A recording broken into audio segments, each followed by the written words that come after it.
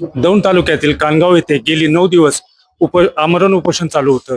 रयत क्रांती सेनेचे राज्य प्रवक्ते भानुदास शिंदे आहेत.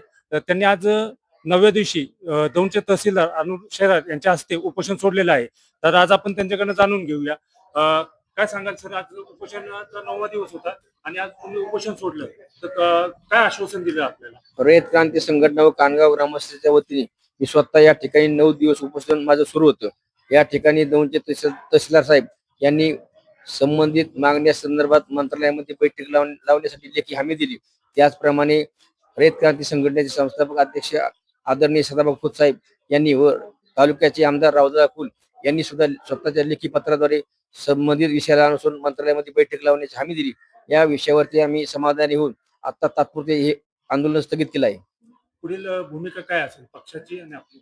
यानंतर मंत्रालयामध्ये ज्यावेळेस बैठक होईल त्यावेळेस बैठकीमध्ये 10 पैकी जेवढे मुद्दे शक्य होतील तेवढे आपण शेतकऱ्यांच्या पदरात पाडून घेण्याचा प्रयत्न करू आणि ते मुद्दे जर त्यांनी मान्य करून GR काढून जर अंमलात नाही आणले तर पुन्हा याच ठिकाणी आम्ही पुन्हा आमरण उपोषण सुरू करण्याचा आम्ही निर्धार केला आहे.